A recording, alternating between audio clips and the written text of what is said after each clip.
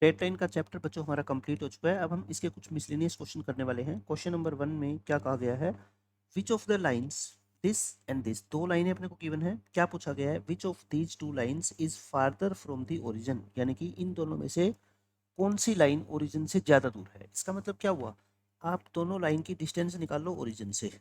ये ओरिजिन है और ये फर्स्ट लाइन है 3x plus 4y minus 7 equal to 0, और ये पॉइंट ओरिजिन है। और ये दूसरी लाइन बना लो 12x plus 13y plus 10 equal to 0। आपको ये चेक करना है कि कौन सी लाइन ओरिजिन से फार्दर है, मतलब दूर है ज़्यादा।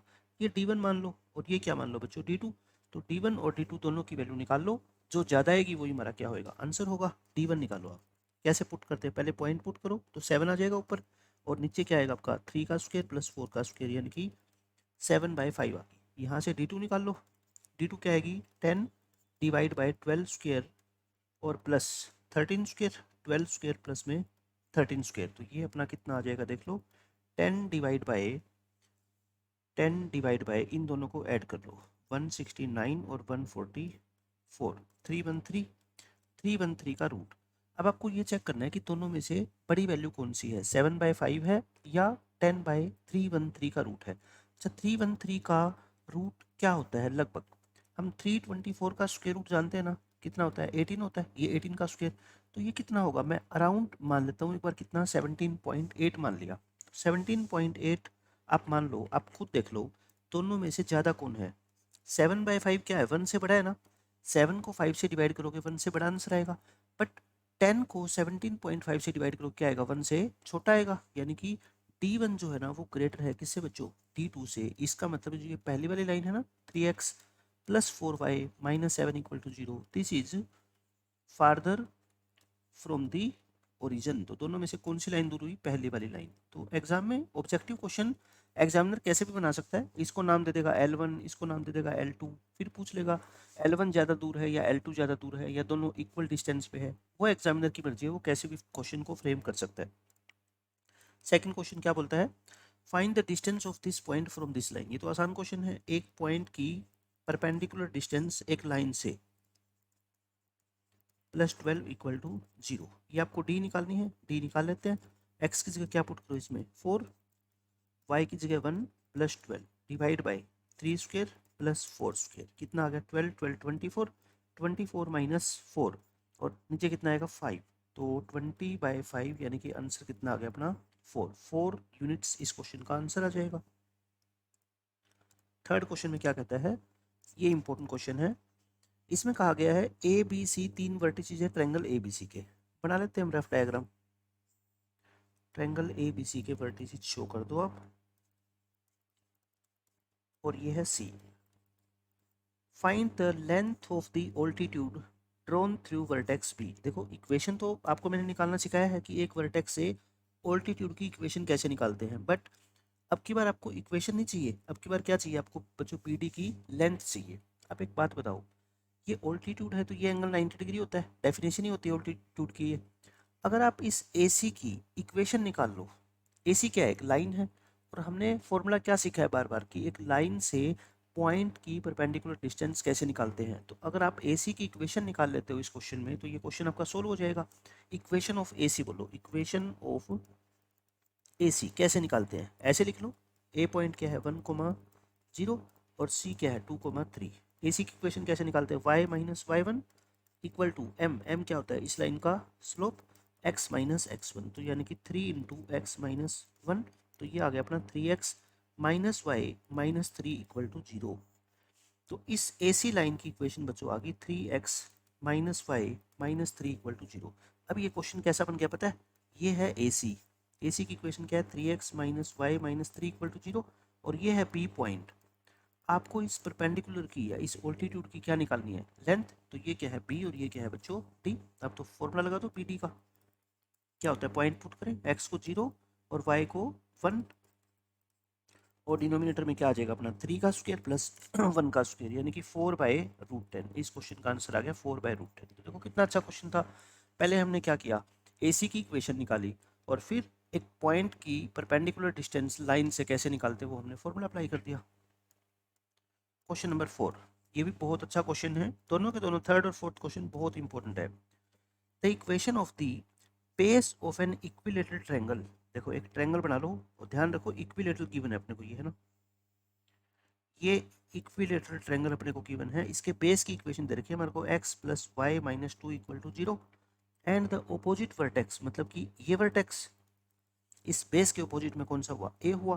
फाइंड इट्स एरिया, आपको ट्रायंगल का क्या निकालना है बच्चों, एरिया। एक बात बताओ, एरिया का फॉर्मूला क्या होता है, area of triangle A B C √3/4 A square होता है ना, इक्विलेटरल ट्रायंगल का एरिया ये होता है। साइड कितनी है बच्चों, ए। अब आप एक बात बताओ, ए कैसे निकालोगे, आपको ये नजर आ रहा है कि इस पॉइंट की परपेंडिकुलर डिस्टेंस निकाल लो। आप कहाँ से बच्चों, इस लाइन से, ये डी निकाल लें, ये डी निकालो पहले, फिर आपको बताता हूँ क्या करना है इस क्वेश्चन में।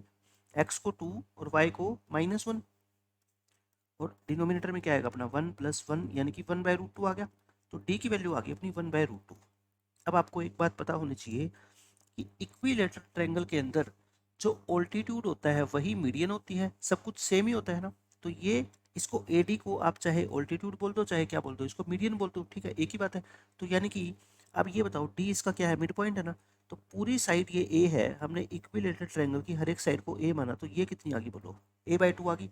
अब इस राइट ट्रायंगल के अंदर, इस ग्रीन वाली ट्रायंगल के अंदर बाय पाइथागोरस थ्योरम मुझे क्या निकालनी है, ए की वैल्यू निकालनी है ना, इससे निकल जाएगी ए की वैल्यू। देखो हाइपोटेन्यूज कितना है, ए स्क्वायर यानी कि हाइपोटेन्यूज का स्क्वायर और base square plus perpendicular square, तो देखो यहाँ से ए स्क्वायर इक्वल टू क्या आ गया आपका, a²/4 प्लस 1/2, तो a²/4 इधर जाएगा तो कितना रह जाएगा, ये 3a²/4 इक्वल टू 1/2, तो ए स्क्वायर की वैल्यू कितनी आ गई बच्चों, 4/2 इंटू 1/3 यानी कि 2/3 आ गई, ये ए स्क्वायर आया है, ठीक है। अब हमें क्या निकालना है, एरिया।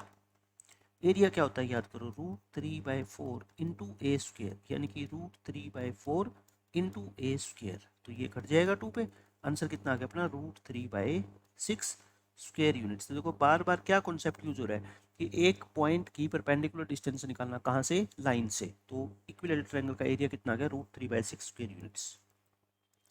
क्वेश्चन नंबर 5, ये भी आसान क्वेश्चन है। पी लेंथ ऑफ परपेंडिकुलर है जो कहाँ से ड्रॉ किया गया है बच्चों, ओरिजिन से इस लाइन पे, कौन सी लाइन पे, whose intercepts on the axis are A and B, यानी कि एक बात बताओ, जिस लाइन के इंटरसेप्ट ए और बी हो उसकी इक्वेशन क्या होती है, x/a plus y/b is equal to 1।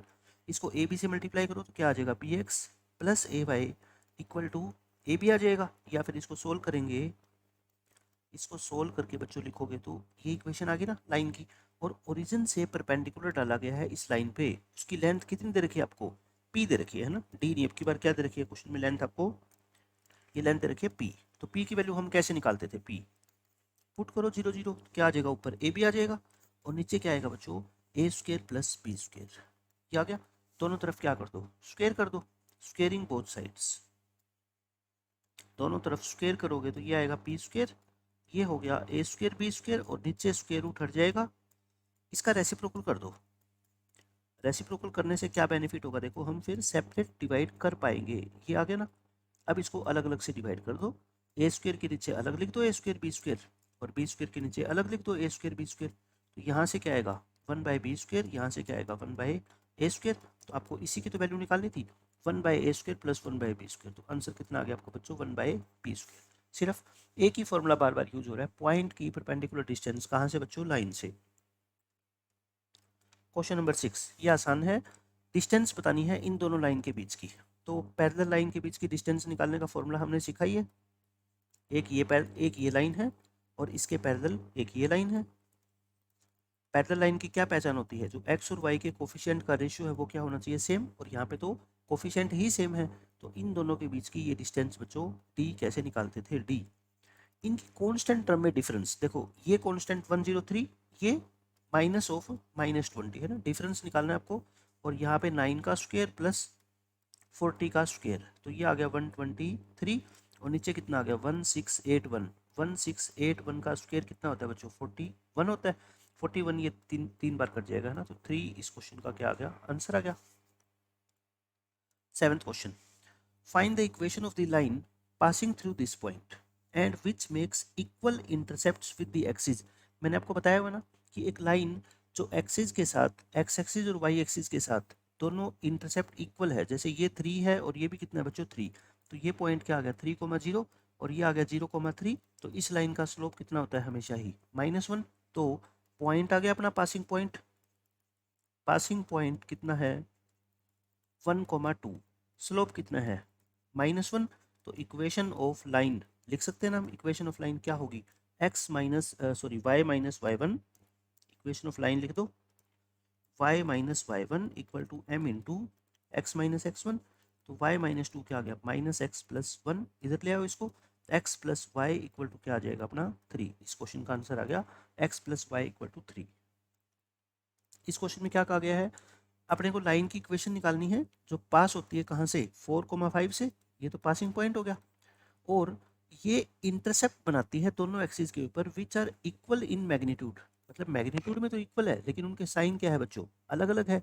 तो मैंने आपको बताया था इस केस में, जैसे मान लो ये लाइन है, ये इंटरसेप्ट, यहाँ पे इसकी वैल्यू क्या होगी, क्योंकि एक नेगेटिव है और एक क्या है पॉजिटिव है, तो इस लाइन का जो स्लोप होता था हमेशा बच्चों क्या होता था 1। कभी भी क्वेश्चन ऐसा है ना कि इंटरसेप्ट बिल्कुल इक्वल है तो स्लोप -1, इंटरसेप्ट मैग्नीट्यूड में इक्वल है बट साइन अलग अलग है दोनों के, तो स्लोप कितना होता है 1। पासिंग पॉइंट कितना आ गया अपना, पासिंग पॉइंट 4,5 और स्लोप कितना आ गया 1। तो इक्वेशन ऑफ लाइन लिख दो आप, equation of line is y minus y1 equal to m into x minus x1। तो यानी कि y को उधर शिफ्ट कर दो, x माइनस वाई और ये +5 हो जाएगा, तो आंसर कितना आ गया x minus y plus 1 equal to 0। तो आपको दोनों स्पेशल केस ये याद रखने हैं स्लोप के। 9th क्वेश्चन में क्या कहा गया है, एक लाइन पास होती है इस पॉइंट से, बहुत ही इंपॉर्टेंट क्वेश्चन है, बहुत ज़्यादा इंपॉर्टेंट, ये देखना नया क्वेश्चन है।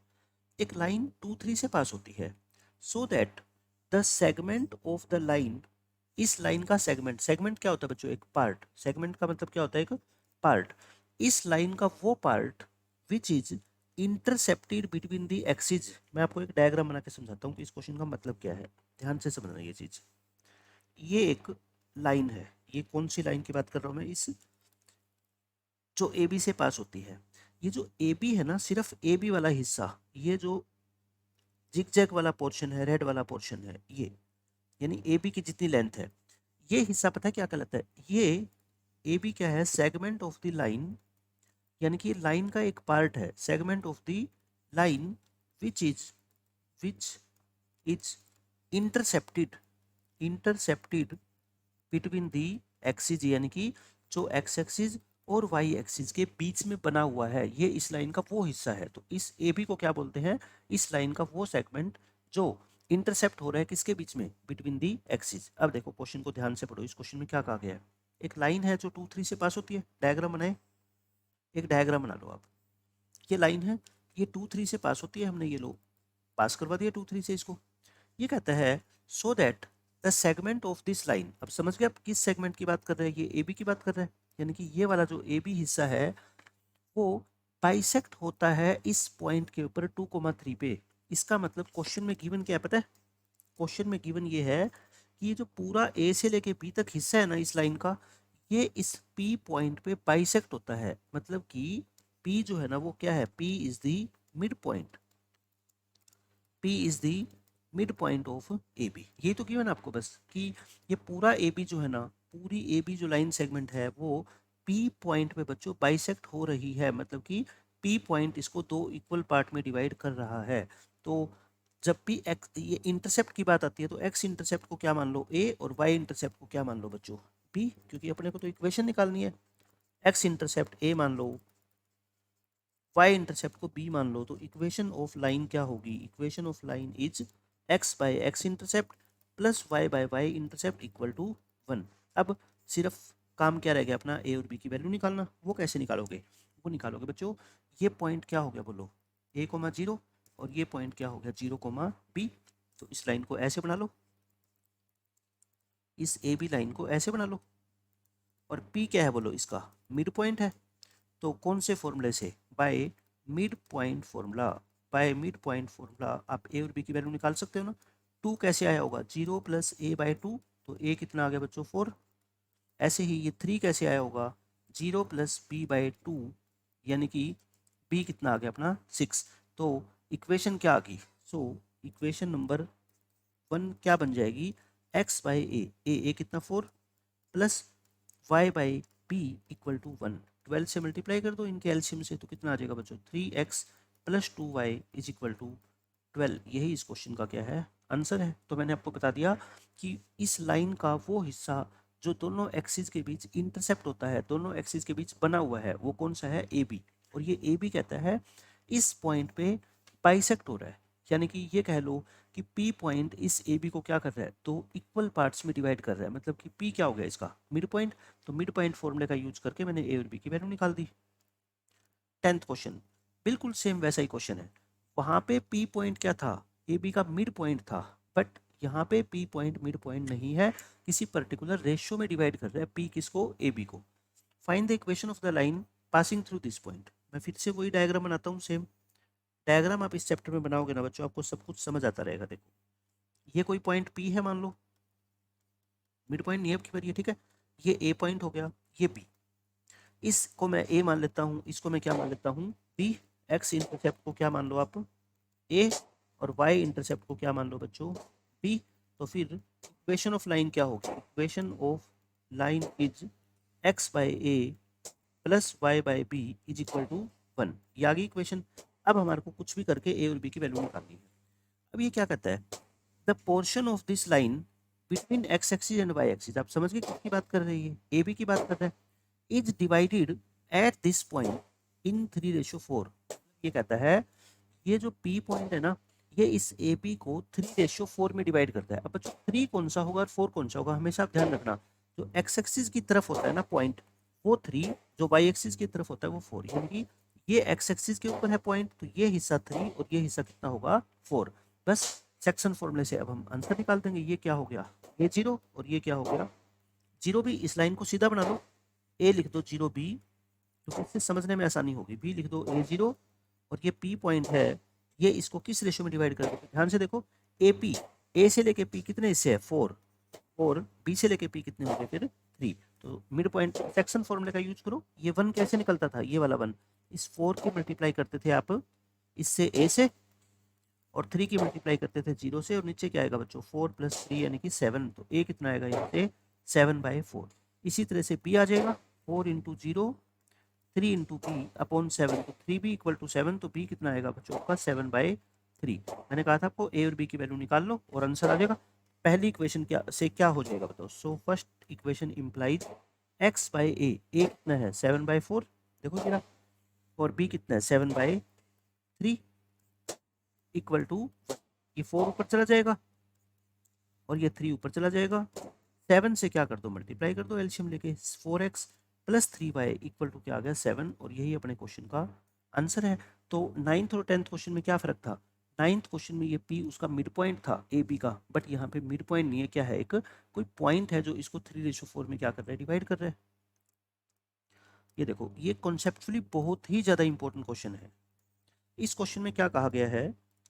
If the straight line drone through the point this, मतलब एक लाइन है जो इस पॉइंट से ड्रॉ की गई है, and making an angle of π/6 with x axis. आप एक बात बताओ, किसी लाइन का स्लोप कैसे डिफाइन होता है? किसी लाइन के स्लोप की क्या डेफिनेशन होती है? मान लो ये ब्लैक वाली लाइन है जो एक्स एक्सिस की पॉजिटिव डायरेक्शन के साथ कितना एंगल बनाती है बच्चों? थीटा। तो इस लाइन का स्लोप क्या होता था? tan theta. यानी कि एक लाइन एक्स एक्सिस की पॉजिटिव डायरेक्शन के साथ जितना एंगल बनाती है, उसके टेंजेंट को ही क्या बोलते हैं? लाइन का स्लोप बोलते हैं। अब इस क्वेश्चन में ध्यान से पढ़ो क्या लिखा हुआ है, अब आपको समझ आएगा। लाइन इस पॉइंट से पास होती है और एक्स एक्सिस के साथ बच्चों π/6 एंगल बनाती है। तो अपने को लाइन की इक्वेशन निकालने के लिए क्या चाहिए होता है? एक तो पासिंग पॉइंट और एक स्लोप। पासिंग पॉइंट तो कितना दे रखा है? देखो ध्यान से देखो, पासिंग पॉइंट क्वेश्चन में डायरेक्टली गिवन है कितना? p√3,2। स्लोप क्या होगा फिर बताओ? टेंजेंट π/6 यानी tan 30 1/√3। तो हम इक्वेशन निकाल सकते हैं ना इस लाइन की। एक बार मैं आपको बताऊंगा कि क्यों निकाल रहा हूं मैं, पहले एक बार इक्वेशन निकाल देते हैं, ठीक है? क्या होता है? y-y1 equal to m into x-x1। Simplify करने की एक बार जरूरत नहीं है, मैंने इस लाइन की इक्वेशन निकाल दी जिसका स्लोप मेरे को दे रखा था इनडायरेक्टली, और मेरे को एक पॉइंट दे रखा था। अब ये क्या कहता है, ये जो फर्स्ट लाइन है, this line if the straight line, कौन सी स्ट्रेट लाइन, ये पहले वाली, meets this line at point Q. अब ये कहता है ये फर्स्ट लाइन है जो हमने निकाली है, जो क्वेश्चन में गिवन है, ये कौन सी लाइन है बच्चों, सेकंड। ये फर्स्ट और सेकंड लाइन, ये फर्स्ट ये सेकंड लाइन आपस में बच्चों, आपस में किस पॉइंट पे मीट कर रही है, क्यू पॉइंट पे मीट कर रही है ना, ये हो गया। Find the length P Q. देखो पी पॉइंट तो ये रहा, पी पॉइंट यहाँ क्यों, फर्स्ट लाइन पास होती है ना पी पॉइंट से, तो फर्स्ट लाइन के ऊपर बना दो, पी पॉइंट को बच्चों फर्स्ट लाइन के ऊपर बना दो, ये रहा पी पॉइंट। आपको क्या निकालनी है बताओ, आपको निकालनी है पी से लेके क्यू डिस्टेंस। आप एक बात बताओ, डिस्टेंस फॉर्मूले से आप निकाल लोगे ना, अगर आपको क्यू के कोऑर्डिनेट मिल गए, अगर आपको क्यू के कोऑर्डिनेट मिल गए तो डिस्टेंस फॉर्मूले का यूज करके हम क्या निकाल लेंगे, पी। तो अब अपना टारगेट क्या है बताओ, अपना टारगेट है टू फाइंड क्यू। और क्यू क्या है बताओ, क्यू इन दोनों लाइनों का क्या है, पॉइंट ऑफ इंटरसेक्शन। और पॉइंट ऑफ इंटरसेक्शन कैसे निकालते हैं, 10th क्लास वाले मेथड से, इन दोनों लाइन को क्या कर लो, सोल्व कर लो। चाहे एक इक्वेशन से y निकाल लो, दूसरी इक्वेशन में y क्या है पुट कर दो। बोलो यहाँ से y निकाल लूँ क्या मैं, यहाँ से y कितना होगा 2, उधर जाके प्लस हो जाएगा ना, ये आ गया। इसको थोड़ा सिंप्लीफाई करें, ये क्या आ गया x बाय √3, √3 को √3 काट देगा तो कितना आ जाएगा 1 + x बाय √3। ये किसकी वैल्यू आ गई, y की। और ये y की वैल्यू बच्चों किस में पुट कर दो, सेकंड इक्वेशन में। तो वहां से क्या आ जाएगा x, करें पुट इसमें। देखो ये रही सेकंड इक्वेशन, ये सेकंड इक्वेशन नाम दिया मैंने। तो √3x - 4 × y ये रहा, इक्वल टू क्या है +8, इक्वल टू क्या है 0। तो यहाँ से आप क्या निकाल लो, सिंप्लीफाई करके x की वैल्यू निकाल लो। देखो किस तरह से निकालोगे, -4 बाय √3 +8 इक्वल टू 0। सोल्व करें इसको, देखो कितना आ गया, √3x - 4, √3x - 4 -4x बाय √3 और +8 इक्वल टू 0। इन दोनों में से x कॉमन ले लो, √3 - 4 बाय √3 इक्वल टू क्या आ जाएगा, ये -4, 8 में से 4 क्या 4, उधर जाके -4। यहाँ से √3 क्या ले लो, एल्शियम 3 - 4, ये माइनस से माइनस कट जाएगा तो x कितना आएगा, आई थिंक 4√3 आ गया है ना। x कितना आ गया बच्चों 4√3। अब x आ गया तो क्या निकाल लो, y निकाल लो। x तो आ गया, अब क्या निकालेंगे हम, y। देखो y कहाँ से निकलेगा, फर्स्ट इक्वेशन से, फ्रॉम इक्वेशन नंबर 1। y कितना था अपना 2 + 1 बाय √3 इंटू x - √3, x - √3 निकाल लो यहाँ से, 2 + 1 बाय √3 इंटू x कितना है 4√3। तो 2 + 4√3 में से √3 माइनस करोगे 3√3, और बाय √3 है, √3 से √3 कट गया, 2 + 3 कितना आ गया बच्चों 5। तो यानी कि क्यू पॉइंट जो अपना आ गया ना, x की वैल्यू है 4√3 और y की वैल्यू कितनी है 5। अब तो क्यू आ गया, अब क्या निकाल लो, पी क्यू की लेंथ निकाल लो। पी कितना था बोलो, पी और ये क्यू। पी हमारे को क्वेश्चन में गिवन था ना, ये रहा √3, 2। पी तो था अपना √3, 2 और क्यू हमने निकाल लिया सोल्व करके। क्यू कितना है बच्चों देखो 4√3, 5। ये आ गया, पी क्यू निकाल लो लेंथ बस। 4√3 में से √3 गया 3√3, इसका स्क्वायर, 5 में से 2 गया 3, 3 का स्क्वायर। तो ये आ गया बच्चों 27, ये आ गया 9 √36, यानी कि 6 इस क्वेश्चन का क्या आ जाएगा, आंसर आ जाएगा।